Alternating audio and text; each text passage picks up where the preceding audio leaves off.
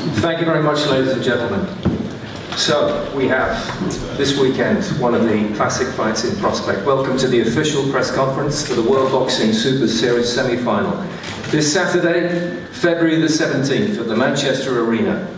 George Groves faces Chris Eubank Jr. live on ITV Box Office pay-per-view from 7 p.m. At stake a place in the final of the World Boxing Super Series and the right to fight for the Muhammad Ali Trophy. Also on the line, the WBA Super World title, which Groves defended for the first time last October so impressively, stopping the previously unbeaten Jamie Cox at Wembley. A week earlier, IBO World Champion Chris Eubank Jr. excelled in his quarter-final, knocking out Avni Yildirim in Stuttgart inside 3 rounds. So we have a semi-final eagerly anticipated since the draw 9 months ago. The sort of fight that this competition's format has made possible. A contest that I think you'll agree has all the makings to be among the great super middleweight contests. On the top table then, Shane McGuigan next to me, trainer to George Groves. George Groves, Chris Eubank Jr., his trainer, Ronnie Davis, and first words from Kalle Sauerland, the Chief Boxing Officer of the World Boxing Super Series. Kalle. Happy Valentine's Day, everyone. Lovely to be here in Manchester. I wouldn't quite say love is in the air, but Tyson Fury said he might pop in and sing that for us later. Great to be here. A great fight city. A city steeped in boxing history. Great fights have taken place here. But something very special is in the air. And I wouldn't call it love. It's 14th of February, but I think the tournament, when it's set out to do a number of things. It's set out to unify champions. It's set out to create storylines for the narrative from the draw to the quarterfinals, the semi-finals, and obviously to the final, which in this weight class will take place on June 2nd at the O2 in London. But it also set out to create create narratives and create storylines and build characters. And you know, I think the emergence of the hashtag Groves Eubank episode, which is about to take place in the fight week, which we embarked upon here on Monday, is credit to the tournament. It's put together a fight that normally take many years to make. I can tell you that from my promotional experience outside the tournament. It's a fight which I think will capture the nation, has captured the nation already. It's a fight between 2 athletes with vast amounts of talent. Some consider in very different areas talent, but 2 gladiators who will put it all on the line. You have obviously I wouldn't say quite a newcomer, but someone who's definitely come on the scene in leaps and bounds in this tournament. He's come on in full force for obviously the win against Arthur Abraham to get into the tournament, and his spectacular performance in front of that hostile crowd against Yildirim in the quarter-final in such decisive fashion. A week later, the tournament does what it does best. It switches storylines. Wembley, Groves against Cox, George's first defence of the belt in the quarter-final, and obviously he had to give an answer to Eubank's display the week before. He certainly did that, and immediately the attention switched to Manchester. Here we are. I don't need to do much more talking. I think I've talked about Eubank. Now I'd say about George. He's a man who's on a mission. He's had a career with ups and downs, but is currently riding the absolute crest of a wave. Is the man to beat in the division, no doubt about that. So on Saturday we have the storylines there. Looking very forward to it, and I'm very, very appreciative. It's not always that you get this all over the world, but the British media, fantastic in covering this so far. Please continue to do so. We look forward to Saturday. Thank you. Throughout the hard winter months, what's been motivating you most of all? What's been motivating me is becoming the #1 super middleweight in the world. And this is my stage, this is my time, this is my opportunity to prove everything that I've been saying is real, and it's to prove that, I guess, the doubters, the naysayers, the keyboard warriors, they were wrong. George Groves is the unfortunate man that has to bear that brunt. What's motivated me is, being a kid, being 14 years old and dreaming of fighting on a stage like this, two of the best super middleweights in the world, putting it all on the line, and me being victorious. That is my motivation. George, Chris talks about the big stage. He's entering would you agree, a stage maybe he's not been on before, which you have, and what sort of advantage is your pedigree that you've talked about, that pedigree that you've discussed? Yeah, hello everyone, thanks for coming in, great turnout. I've been involved in some big fights, learned a lot along the way. This for me, although it's a tremendous turnout of media, it's not my biggest fight today, but I am in, I think, the form of my life, certainly in the best shape of my career, fully prepared to go out and retain my world title in style. So I'm really looking forward to the weekend. In view of that pedigree, George, does it surprise you that Chris is the bookmaker's favourite? No, nothing surprises me in boxing anymore, to be honest. There's a lot of hype around the fight that usually pushes fights towards being billed as a 50-50. Certainly it's being billed as a 50-50. People are split down the middle, they don't know who's going to win. We know who's going to win. But what makes it that much more interesting for the weekend, for the casual fan, for the spectator. So we know what we can do, what we will do, and we look forward to going out and doing it, and maybe leaving a few people scratching their heads going, why didn't I quite see that? But as I say, I've said it earlier on in the week, it's not an expression that I particularly like, but it comes down to levels, and I'm levels above Junior. Chris, he's levels above. I mean, that's surprising to hear.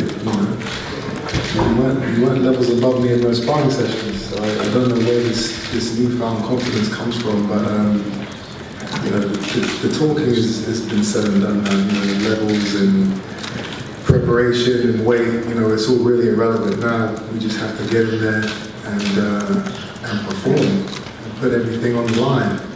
I'm willing to do that. I don't think George is. I don't think George is fully committed to this fight. I don't think he's willing to give everything to win. I am. There's nothing that George can do that's going to stop me. Absolutely nothing. People are talking about his jab and his weight. This is it's small factors in boxing. What it comes down to is who wants it most. And I think it's plain to see. You just don't want this more than you do.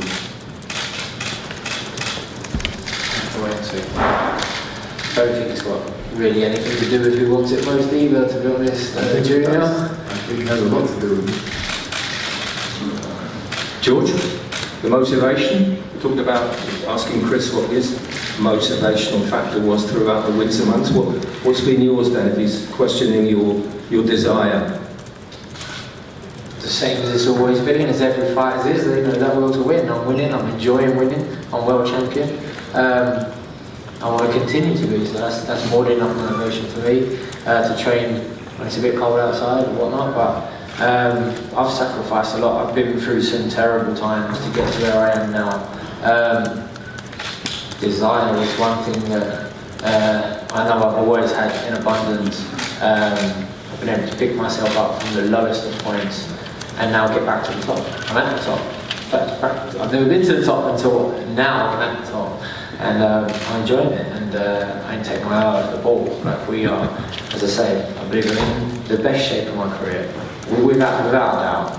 And looking forward to stepping up on another big stage, and and showed everyone. And Chris talks about that sparring that you did. You've had dozens of rounds together in the past. He clearly thinks that counts for a lot, and that he got the better of those sessions.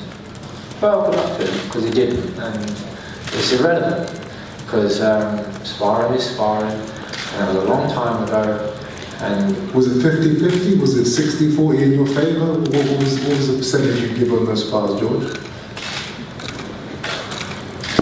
In terms of levels of skill and etc., then yeah, I'm levels above you, Chris. Like, in terms of sparring, is sparring, you've got a big head guard on. If you want to bum rush me and let your hands go and try and, you know, it doesn't matter because it's sparring. You can try and do that in a fight and there will be a difference because I'm taking it that much more seriously. But you said that I'm not legitimate and that, you know, I'm not on your level and I'm a gimmick. You call me a gimmick.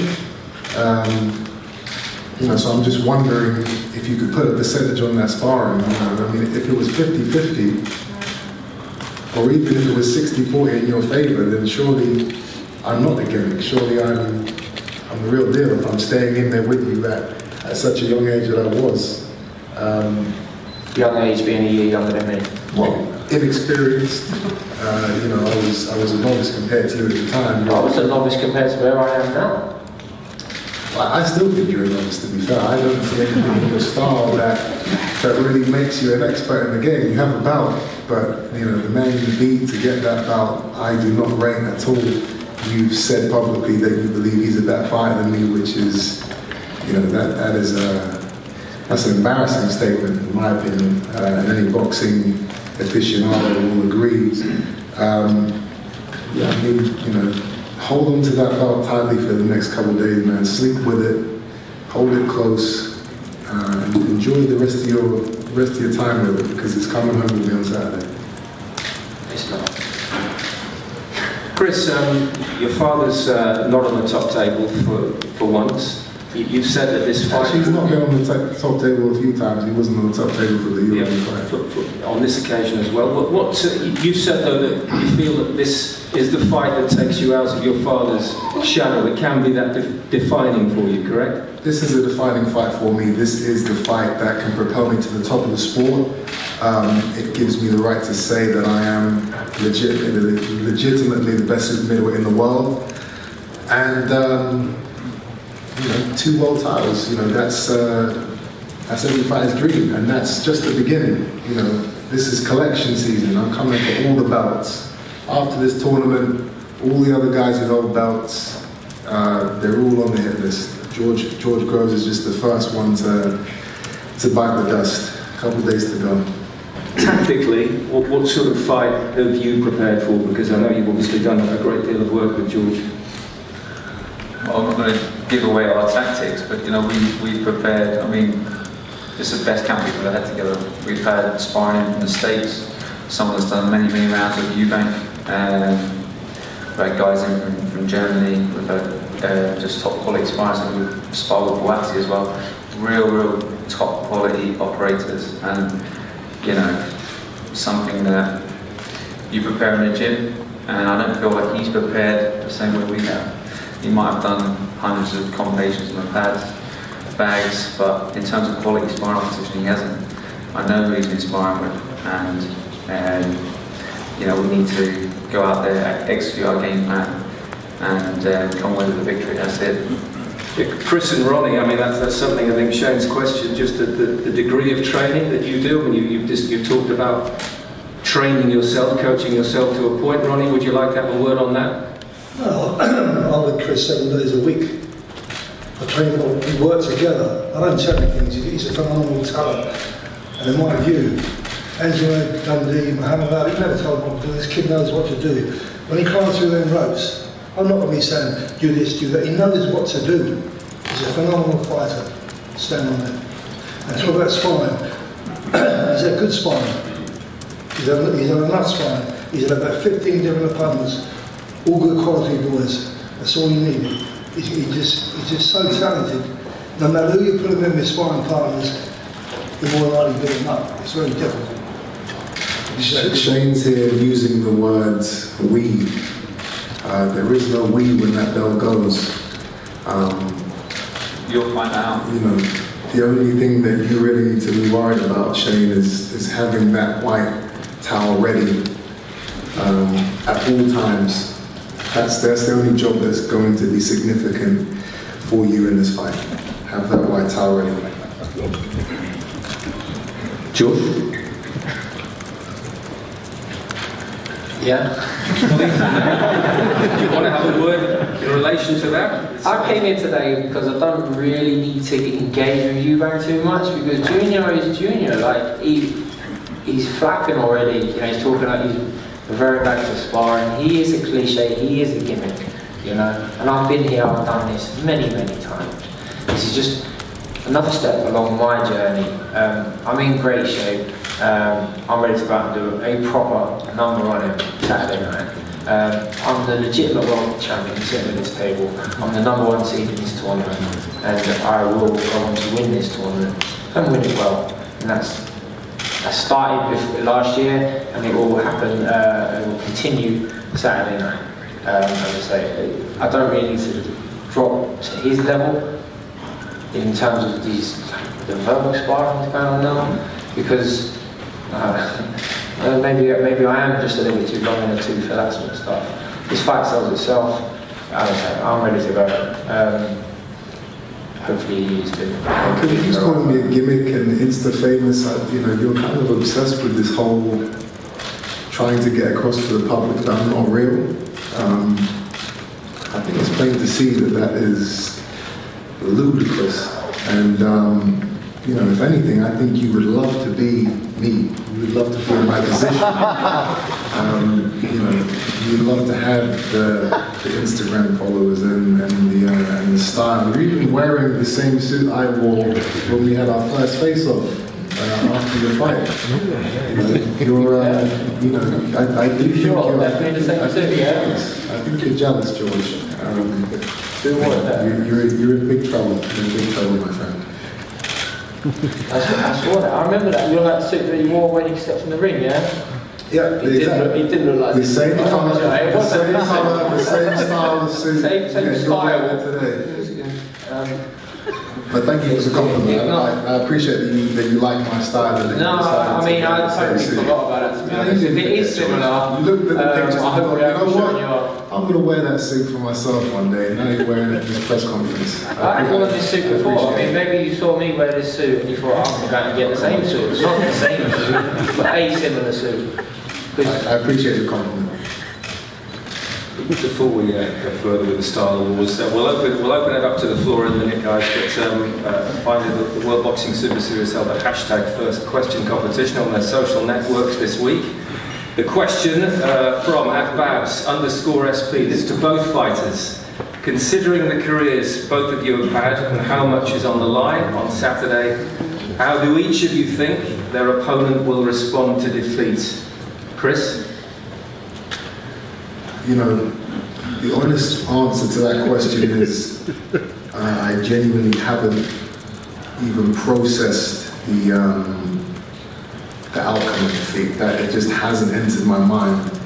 I've replayed this fight hundreds of times, you know, in my mind, in my dreams, and you know, I visualized George getting knocked out and I'm standing over him. I visualized the referee stopping the fight. I visualized Shane waving the towel and throwing it in.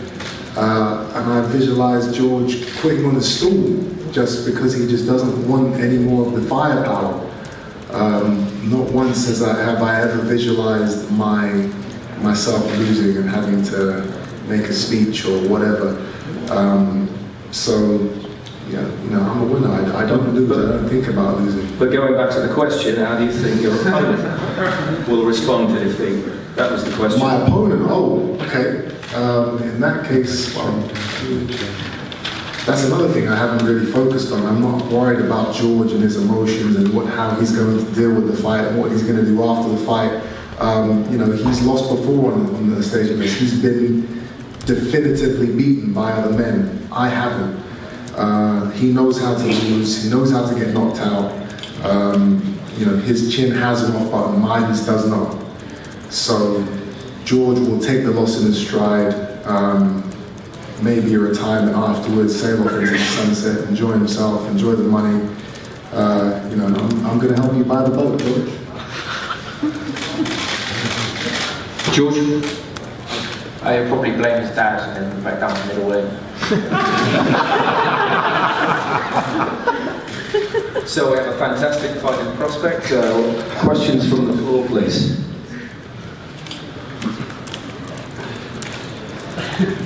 Well, I'm jumping into boxing. Does the winner of Just wait for the microphone, thank you. Hello, I'm jumping into boxing. Does the winner of this fight win the tournament? Ooh. Do we cover? Is that a question for me? No, it's a semi-final. We've got a great semi-final next week as well. Yes, no, but the winner of this one. It's a semi-final, but I believe that in the minds of the people, this is kind of like the final. But Callum Smith, Eubank Jr, they're both two solid fighters, and you know, whoever I face in that final, it will be a superb fight. Hi, it's Bernadette from Boxing Disclosure. To Chris, please. Obviously, in the past, people have mentioned that your power hasn't been there. What have you guys been doing, obviously, in the gym to improve that? Well, you know, my stoppage ratio, I think, is like 75%. People don't go 12 rounds against me. So my power is fine. Anthony Yildirim understands that, and George will soon understand that. I haven't really changed anything in my training camp. You know, I've just been focusing on the things I think will, you know, suit me best in a fight against George's style. You know, he's got holes in his game, which we have worked on diligently to exploit, and you guys get to see that on Saturday.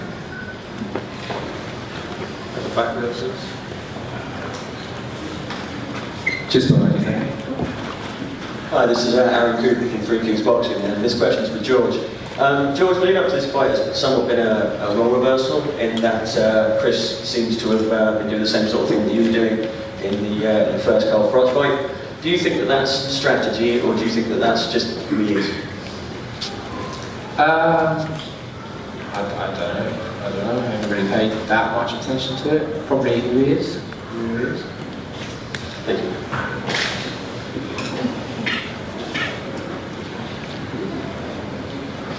Hi, George, this one's for you. Obviously, Chris uses a lot of speed.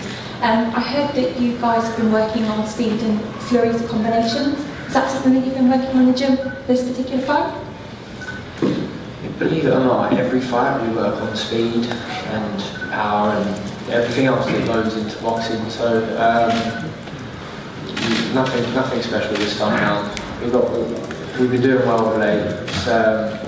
Obviously, tactically wise, you would slightly adjust for each opponent, but it's pretty much the same.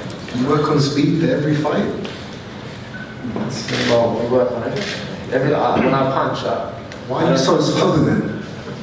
I don't see any speed in your technique, so I guess you need to, I don't know, Well, you'll see something. to switch up your training methods, because that speed is it's just not there, man. Well, we'll see. See who's landing. Anyone else? At the back, please. A question for Chris, from World Boxing News. Since the Billy Joe Saunders defeat, what have you learned? How have you improved since then? The number one thing I learned in that fight was to start from round one. I paced myself too early in that fight, through inexperience in my first 12-round fight. And since then, I've never made that same mistake. I start as I mean to go on. And Saturday night will be no different. From round one, I will be on top of George, punishing him for having the arrogance to step into the ring with me. A question for George. In terms of fights, where does this rank in all your fights that you've done so far? Not on top. It's a fight. It's a meaningful fight. It's going to be A fight that obviously I've got to pay attention to. I'm fully prepared. Not expecting an easy night, but far easier than previous fights I've had. So It's far easier than what fights? Can I just ask? I'm interested in that statement. Do you want to know? Yeah, no, I do. Yeah. Okay, so this is easier than the Big Gale fight. Both the Froch fights, the Baddy Jack fight, the juvenile fight. Probably, So pretty much every fight in your career so far, this is going to be easy. I love that mindset. I've had a lot more fights than that. I love that I've had a lot of mindset. big fights, a lot of tough fights. I love that mindset because either he genuinely believes that, I do. and that means that he's underestimating me, which is very dangerous, or he's lying and he's a fraud. Both of those play into my favor.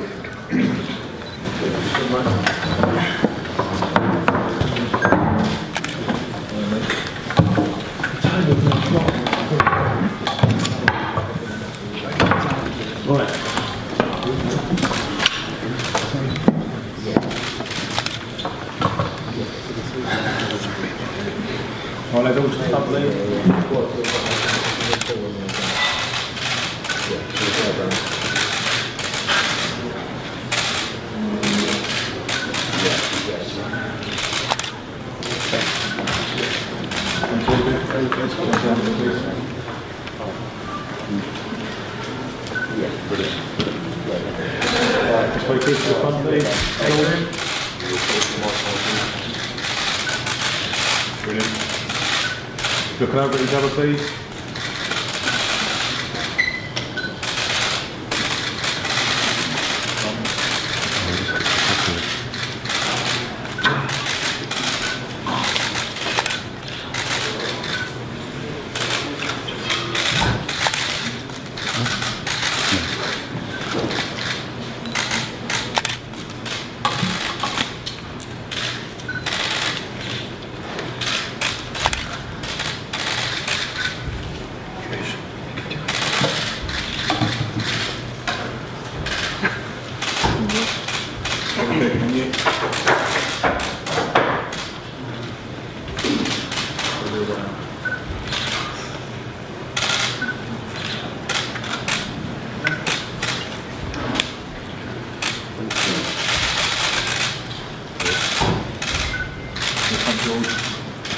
Down the main next to it.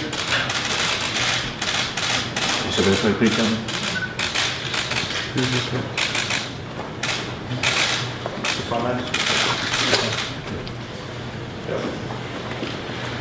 We're done, yeah?